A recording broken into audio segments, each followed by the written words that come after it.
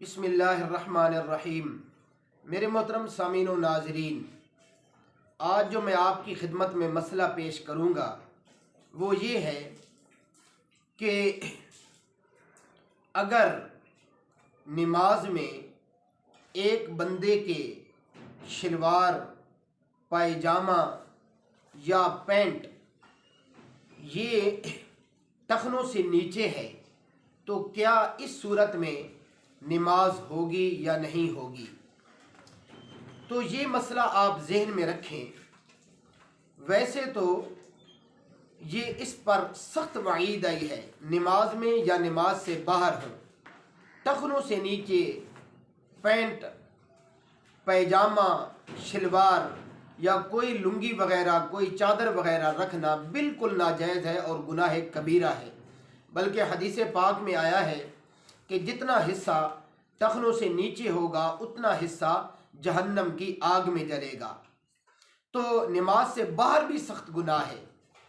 اگر کوئی بندہ نماز میں بھی اسی حالت میں رہتا ہے، نماز بھی اسی حالت میں کہ اس کا کپڑا، اس کی پینٹ، پیجامہ، شلوار یا کوئی اور چادر، لنگی وغیرہ نماز میں بھی ٹخنوں سے نیچے ہے، تو اس صورت میں نماز مکروہ تحریمی ہوگی۔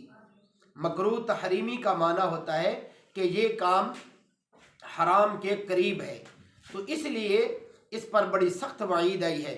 آپ صلی اللہ علیہ وآلہ وسلم نے ایک صحابی رضی اللہ تعالیٰ عنہ کو دیکھا جو نماز کے لیے مسجد میں آ رہے تھے اور اسی حالت میں تھے کہ ان کا کپڑا ٹخنوں سے نیچے تھا، تو آپ صلی اللہ علیہ وسلم نے زجرن تنبیہن انہیں واپس کیا اور فرمایا کہ دوبارہ وضو کر کے آؤ اور پھر نماز پڑھو۔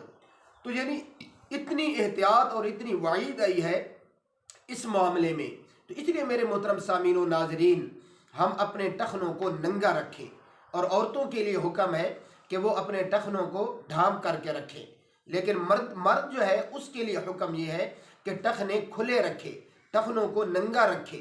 جتنا کپڑا نیچے ہوگا اتنا ہی وہ جہنم کا حصہ ہوگا۔ اللہ رب العزت مجھے آپ کو عمل کرنے کی اور آگے تک پہنچانے کی توفیق عطا فرمائے۔ وآخر دعوانا ان الحمد للہ رب العالمین۔